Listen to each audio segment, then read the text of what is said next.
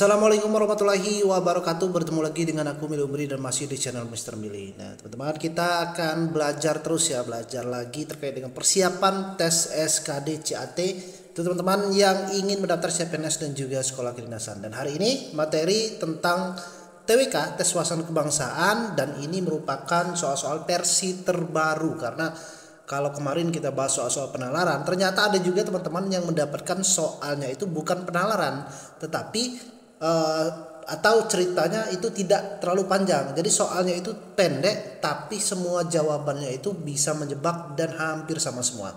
Nah, kita akan lihat soalnya dan juga kita akan bahas bersama. Tapi sebelum itu teman-teman, silakan yang belum subscribe seperti biasa tekan tombol subscribe-nya dan juga bantu like, share, komen video ini. Dan jika kalian rasa bermanfaat dan juga mungkin ada teman-teman yang ingin belajar materi gratis atau kalian juga yang ketinggalan materi-materi soal-soal yang sudah saya bahas, silakan kalian bisa cek di playlist ataupun scroll di YouTube saya Mr. Mili, semuanya ada di sini terkait dengan info penerimaan tes CPNS sekolah kedinasan juga ada di sini. Oke, lanjut kita ke soal yang pertama. Nah, jadi soalnya ini pendek ya. Jadi tidak panjang atau tidak ada narasi yang terlalu panjang atau cerita ya. Tetapi soalnya ini pendek dan juga nanti jawabannya itu hampir-hampir mirip semua. Jadi kalau teman-teman tidak banyak-banyak belajar atau kalian tidak peka dengan kata kuncinya, maka akan kebingungan dengan soal-soal yang seperti ini. Oke, kita langsung lihat soal yang pertama. Bangsa yang hebat tentu memiliki peran penting dari segenap masyarakat di dalamnya. Cara terbaik yang harus diterapkan adalah, nah kita lihat ya. Jawabannya A, tidak terpengaruh dengan budaya asing yang masuk. B, saling tolong menolong dalam kegiatan sosial. C, ikut memelihara keamanan di lingkungan secara bersama-sama. D, menumbuhkan sikap disiplin dan tanggung jawab dalam menjalankan kewajiban sebagai masyarakat. E, turut menjaga kebersihan di lingkungan agar menciptakan masyarakat yang memiliki pola hidup sehat. Nah, kita lihat di sini jawaban ini ataupun soal ini kata kuncinya di mana? Bangsa yang hebat tentu memiliki peran penting dari segenap masyarakat di dalamnya. Cara yang terbaik harus diterapkan adalah, siapa yang menerapkan di sini? Yang menerapkan adalah segenap masyarakat ya. Nah, segenap masyarakat yang ada di dalam suatu negara atau suatu bangsa. Nah, dengan pertanyaan lain kurang lebih, apa peran yang terbaik kita sebagai masyarakat ya dalam membuat bangsa dan negara kita ini hebat. Nah, kurang lebih seperti itu intinya. Nah, kita lihat jawabannya, tidak terpengaruh dengan budaya asing yang masuk. Ini juga bisa jadi jawabannya ya. Tetapi ada beberapa budaya-budaya yang asing yang masuk, terkadang itu kita butuhkan apalagi di zaman globalisasi. Nah, jawaban ini saya rasa kurang tepat ya. Walaupun memang jawaban ini terkesan benar, tapi untuk konteks soal ini jawaban yang kurang tepat. Saling tolong menolong dalam kegiatan sosial yang B. Apakah ini masuk dalam peran ya? Peran penting segenap masyarakat dalamnya. Oke, ini bisa jadi ya, saling tolong menolong dalam kegiatan sosial ini bisa jadi juga jawabannya ya. Kita save dulu. Ikut memelihara keamanan di lingkungan secara bersama-sama. Oke, ini juga bisa jadi benar jawabannya. Menumbuhkan sikap disiplin dan tanggung jawab dalam menjalankan kewajiban sebagai masyarakat. Oke, ini juga bagus jawabannya ya. Turut menjaga kebersihan di lingkungan agar menciptakan masyarakat yang memiliki pola hidup sehat. Nah, ini juga benar jawabannya. Nah, kita lihat jawaban yang tepat antara B, C, D, E, D dan juga E. Nah, ini ya jawabannya, dengan memiliki dan menerapkan disiplin atau jiwa disiplin masyarakat dalam menjalankan kewajiban serta aturan yang berlaku, menjadikan masyarakat memiliki rasa tanggung jawab untuk kemajuan bangsa dan negara. Nah, jadi ini cara terbaik ya. Cara terbaik jawaban adalah D. Nah, ini sebenarnya benar semuanya, tapi yang paling benar yang menunjukkan ya peran penting masyarakat itu apa? Peran penting masyarakat itu untuk menciptakan bangsa yang hebat, bangsa yang kuat itu adalah dengan menumbuhkan sikap disiplin dan sikap tanggung jawab. Tentu dengan disiplin dan dengan adanya rasa tanggung jawab, dengan menaati aturan, dengan menaati hukum ya, tentu menjadikan masyarakat tersebut memiliki rasa bangga dan juga rasa ingin membangun bangsa atau negaranya menjadi lebih hebat. Nah, jadi kata kuncinya adalah disiplin dan juga tanggung jawab. Ini merupakan jawaban yang paling tepat untuk soal nomor 1. Nah, kalau yang B, yang C, yang E ini sebenarnya benar, tapi belum terlalu signifikan mewakili untuk cara terbaiknya dalam menciptakan bangsa yang hebat ini. Nah, ini ya jawabannya adalah jawaban yang D. Lanjut soal nomor 2. Demokrasi adalah pengambilan keputusan dilakukan oleh rakyat secara langsung melalui perwakilan mereka. Hal ini bermakna bahwa A. Pemimpin harus memperhatikan kesejahteraan rakyat. B. Rakyat memiliki hak dan kewajiban untuk memilih pemimpin yang terbaik. C. Pemimpin dan rakyat harus bersinergi dalam menjaga keutuhan NKRI. D. Rakyat turut serta dalam mengambil kebijakan yang akan diterapkan. E. Pemimpin wajib mendengarkan setiap masukan dari rakyat. Kata kuncinya di mana? Kata kuncinya adalah rakyat ya. Jadi demokrasi itu dari rakyat ya. Kemudian dilakukan melalui atau keputusannya melalui perwakilan rakyat ini tadi. Nah, kurang lebih ini seperti DPR ya, DPD. Nah, ini kan melalui perwakilan ya. Nah, perwakilan rakyat di parlemen ya. Terkhususnya perwakilan rakyat di parlemen. Nah, jadi dalam hal ini konteks ini demokrasi yang disebutkan dalam konteks ini adalah demokrasi yang mana? Tentu demokrasi dalam hal pemilu. Nah, ini ya. Kenapa jawaban pemilu? Karena pengambilan keputusan dilakukan oleh rakyat secara langsung melalui perwakilan mereka. Di sini ada kata kuncinya perwakilan. Nah, jadi kita ini mengambil keputusan tetapi melalui perwakilan. Nah, perwakilan itu dari mana datangnya perwakilan itu? Dari adanya pemilihan ya, pemilihan. Nah, disebut dengan pemilihan umum. Nah, lihat jawabannya yang mana kira-kira yang masuk mewakili pemilu ini. Pemimpin harus memperhatikan kesejahteraan rakyat. Ini benar jawabannya, tetapi dikhususkan kepada pemimpin di sini. Jadi jawaban ini kurang tepat. Rakyat memiliki hak dan kewajiban untuk memilih pemimpin yang terbaik. Nah, ini jawabannya. Karena ini adalah mengandung unsur pemilu. Jadi jawaban yang tepat adalah jawaban yang B. Yang C, pemimpin dan rakyat harus bersinergi dalam menjaga keutuhan NKRI. Ini juga benar jawabannya, tapi bukan merupakan konteks dalam hal demokrasi. Rakyat turut serta dalam mengambil kebijakan yang akan diterapkan. Nah, ini masih ambigu. Rakyat ini di sini apakah rakyat yang menjadi perwakilan atau rakyat masyarakat umum? Nah, jadi ini masih ambigu ya. Tentu jawaban ini kurang tepat. E, pemimpin wajib mendengarkan setiap masukan dari rakyat. Ini juga benar, tetapi konteksnya di sini pemimpin, bukan rakyat. Jadi jawaban yang paling tepat adalah jawaban yang B. Dalam demokrasi di mana rakyat turut serta dalam politik atas dasar sistem perwakilan. Nah, ini ya. Jadi Pancasila keempat ya, atau sila keempat nih. Hal ini bermakna bahwa rakyat sebagai pemegang kedaulatan penuh berhak dan berkewajiban ikut dalam pemilihan umum yang dilakukan secara langsung, bebas, terbuka, adil, dan juga jujur. Jadi luber jurdil ya, langsung, umum, bebas, rahasia, jujur, dan adil. Nah, jadi jawaban yang tepat adalah jawaban yang B. Itu ya. Sebenarnya jawaban ini benar semua. Ya, benar semua jawaban ini. Tetapi kalau kita tidak jeli di sini mengambil poin dari soal, maka akan terkecoh ya. Inilah versi soal terbaru dari TWK yang sekarang. Jadi bukan hanya panjang ya soalnya cerita, tetapi soalnya pendek ini. Tetapi jawabannya ini hampir-hampir benar semuanya. Dan ini tentu masuk dalam kategori soal yang hots ya. Kalau sekarang ini soal yang hots namanya. Oke, lanjut. Soal yang ketiga, berikut ini yang tidak mencerminkan sikap toleransi. Oke, toleransi itu ya, toleransi itu maknanya apa?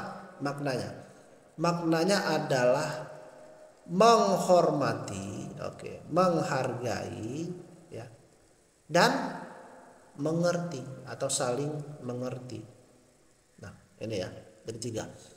Oke, jadi yang tidak di sini kata tidak ya, berarti yang bukan. A, tidak mengambil dan mengganggu hak orang lain. Apakah ini masuk dalam toleransi? Ini masuk ya. Jadi jawaban ini benar. Bersikap saling mengerti antara satu dengan yang lainnya. Oke, ini masuk ya. Masuk dalam kategorinya menghargai ya, saling mengerti. Ini masih masuk toleransi. Turut serta dalam kegiatan sosial dan gotong royong. Ini kurang tepat ya, karena ini lebih kepada menjalin kebersamaan ya. kebersamaan. Jadi jawaban ini kurang tepat. Kita lihat dulu jawaban yang D. Menghargai kegiatan umat yang beragama lain, ini masuk dalam toleransi, saling menghormati sama masyarakat. Ini juga masuk toleransi. Jadi yang bukan adalah jawaban yang C. Nah, jadi toleransi itu apa? Toleransi adalah sebuah sikap untuk saling menghargai, saling menghormati, dan saling mengerti terhadap orang lain. Jadi jawaban yang kurang tepat adalah C, karena kegiatan gotong royong dan sosial atau kegiatan sosial lebih menunjukkan memiliki sikap kepedulian dan juga kebersamaan. Nah, jadi jawaban yang tepat adalah jawaban yang C, karena kalau berbicara tentang toleransi berarti berbicara tentang menghargai, menghormati, dan saling mengerti terhadap orang lain. Nah, itu yang kata kuncinya kalau ada soal toleransi nanti yang kalian dapatkan. Ini ya jawaban soal yang ketiga. Nah, teman-teman silakan saya infokan lagi kalau teman-teman yang masih ingin mengikuti kelas bimbingan belajar, kita buka lagi bimbingan ke-7 ya, gelombang ke-7 untuk tahun ini, atau untuk persiapan tes sekolah kedinasan tahun depan juga bisa daftar biar kalian semakin siap untuk belajarnya. Jangan sia-siakan waktu, kesempatan yang ada. Tentunya kita nanti akan belajar bersama ya. Silakan kalian daftar dengan klik link yang ada di deskripsi video ini, atau bisa langsung DM ke Instagram saya Min Umri. Semoga saja kalian tidak kehabisan kuotanya, karena kuota kita terbatas ya. Oke, lanjut kita soal nomor 4. Mengapa dasar negara Indonesia sangat penting diterapkan dalam kehidupan sehari-hari? Oke, dasar negara. Apa dasar negara Indonesia kita? Adalah Pancasila. Ini ya, dasar negara kita adalah Pancasila. Oke. Kenapa Pancasila ini penting untuk diterapkan dalam kehidupan keseharian kita? Nah, jawabannya dapat menyatukan kebudayaan yang berbeda-beda yang terdapat di masyarakat. Oke, ini benar jawabannya. Kita save dulu ya. Menjadi acuan pemimpin dalam mengambil setiap kebijakan. Pemimpin juga harus bisa mengambil nilai-nilai terkandung dalam Pancasila ini. Oke, ini juga benar dalam mengambil kebijakan. Dapat menjaga stabilitas nasional yang dinamis. Stabilitas nasional ini kan tentu berubah-ubah ya. Nah, ini juga bisa menjadi jawaban yang masuk juga dalam hal ini. Menjadi penyaring masuknya budaya-budaya asing. Oke, ini bisa jadi Pancasila bisa menjadi penyaring ya, dengan masuknya budaya-budaya barat, budaya ketimur-timuran, atau budaya luar negeri ke dalam Indonesia, dengan negara Indonesia. Dapat membentuk moral dan etika masyarakat. Oke. Nah, jadi jawaban yang paling tepat yang mana untuk soal nomor 4? Silakan teman-teman, kalau menurut kalian jawabannya A, B, C, D, E, terlima ini jawaban yang paling tepat, jawaban yang mana? Saya kasih 5 detik, silakan. 3, 5, 4, 3, 2, 1. Oke, udah dapat jawabannya kira-kira yang mana? Ini benar semua jawabannya. Oke, langsung kita lihat jawaban yang tepat adalah jawaban yang E. Kenapa jawaban yang E? Pancasila memiliki nilai-nilai yang menjadi cita-cita luhur bangsa. Dalam Pancasila itu ada 5 nilai. Nilai ketuhanan, nilai kemanusiaan, nilai persatuan, nilai kerakyatan, dan nilai keadilan. Oke, jadi ini 5 sila ya yang terkandung dalam Pancasila, atau 5 nilai terkandung dalam Pancasila. Dengan menerapkan kelima nilai dalam Pancasila pada kehidupan sehari-hari, memberikan pedoman kepada rakyat bagaimana cara bersikap, berperilaku yang baik untuk menjaga keharmonisan dalam masyarakat. Nah, ini ya kata kuncinya di sini. Kata kuncinya adalah Pancasila itu penting untuk diterapkan dalam kehidupan sehari-hari. Karena kenapa? Karena Pancasila itu kalau kita terapkan di kehidupan kita sehari-hari, maka dapat membentuk yang namanya moral dan juga etika kita sebagai masyarakat ya. Nah, kalau kita ingin menjadi pemimpin tetapi tidak menjalankan nilai-nilai yang terkandung dalam Pancasila, ya tentu hal ini akan menjadi pemimpin yang memiliki pro dan kontra tentunya, atau pemimpin yang tidak memiliki tidak adil kepada rakyatnya nanti. Nah, jadi hal itulah kenapa sebelum jadi pemimpin atau sebelum jadi apapun ya kita ya pemangku kepentingan di negara Indonesia ini, ya tentu kita dari dasar dari kita sekolah ya, mungkin dari TK, PAUD atau SD sudah diajarkan nilai-nilai ini. Nah, nilai-nilai inilah nilai-nilai yang terkandung dalam Pancasila. Tujuannya apa? Agar membentuk moral dan etika kita menjadi lebih baik lagi atau menjadi baik ke depannya nanti, walaupun kita apapun profesi, apapun posisi kita di masa yang akan datang. Jadi ini ya, kata kuncinya adalah Pancasila itu tujuannya, atau nilai-nilai Pancasila itu tujuannya diterapkan dalam kehidupan sehari-hari itu untuk membentuk moral, etika, agar cara bersikap dan cara berperilaku kita, keseharian kita itu menjadi baik tentunya. Nah, ini ya, ini kata kuncinya atau jawaban atau soal yang nomor 4 ini. Oke, lanjut soal yang nomor 5. Oke, kayaknya pendek semua ya tadi, tapi jawabannya hampir-hampir sama semua. Yang 5, apa fungsi utama Undang-Undang Negara Republik Indonesia 1945 dalam menjaga keutuhan negara Indonesia? Fungsi undang-undang untuk menjaga keutuhan, fungsinya apa? Oke. A, mengatur hak dan kewajiban warga negara. Dalam undang-undang juga diatur hak dan kewajiban warga negara. Oke. Menjamin keadilan bagi semua rakyat. Oke, dalam undang-undang juga diatur ya terkait dengan cara menjamin keadilan. Menjadi pedoman pemerintah dalam mengambil kebijakan. Oke, ini juga menjadi acuan pemerintah dalam mengambil semua kebijakan. Memastikan rakyat untuk dapat bersikap sesuai hukum yang berlaku. Oke, karena dalam undang-undang ada hukum-hukum, ada pasal-pasal ya yang harus dijalankan oleh rakyat, yang harus dipatuhi oleh rakyat. Oke, ini juga benar. Menjaga nilai keluhuran bangsa Indonesia agar tidak hilang. Oke, ini juga jawaban yang tepat. Nah, bingung kan? Yang mana kira-kira jawaban yang paling tepat? Nah, jawaban yang paling tepat adalah jawaban yang C, menjadi pedoman pemerintah dalam mengambil kebijakan. Kenapa? Ingat, fungsi utama undang-undang ya. Fungsi utama undang-undang itu apa? Undang-Undang 1945 menjadi dasar hukum tertinggi di Indonesia. Tujuan utama dibentuknya Undang-Undang 1945 adalah sebagai landasan hukum bagi setiap tindakan yang diambil oleh pemerintah demi kemakmuran serta keadilan seluruh masyarakat. Nah, dalam undang-undang ini ya, jadi hierarki perundang-undangan itu, yang pertama ada UUD 1945. Kemudian yang kedua ada TAP MPR ya.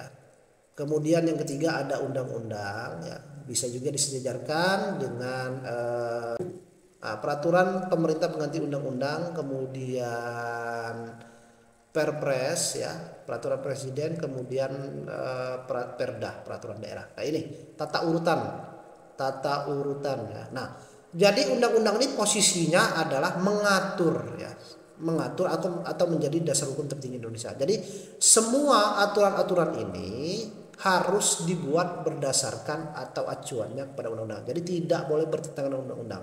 Baik TAP MPR, undang-undang, Perpres, Perda ya, Perpu, ini harus mengacu kepada undang-undang. Nah, jadi itulah kenapa undang-undang NRI, Undang-Undang Nasional Republik Indonesia 1945 ini tujuan utamanya atau fungsi utamanya ini untuk menjadi pedoman pemerintah dalam mengambil kebijakan. Kalau pemerintah mengambil kebijakan tidak berdasarkan undang-undang, maka negara akan rusak, keutuhan negara akan hancur, rakyat akan menjadi terpecah belah ya.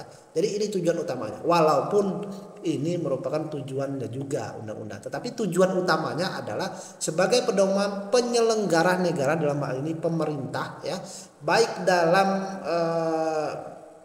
legislatif atau eksekutif ya, atau yudikatif. Oke, legislatif itu ya seperti DPR, MPR, DPD, DPRD, eksekutif seperti presiden dibantu oleh wakil dan menteri-menterinya, yudikatif seperti MK, Komisi Yudisial ya, KY, ataupun MA, Mahkamah Agung. Nah, ini semua diatur dalam undang-undang. Nah, kenapa legislatif, eksekutif, yudikatif ini diatur dalam undang-undang? Agar penyelenggaraan pemerintah, penyelenggaraan negara itu dalam mengambil kebijakan-kebijakan tidak menyengsarakan rakyat, dan tentu dengan pedoman Undang-Undang 1945 ini tadi.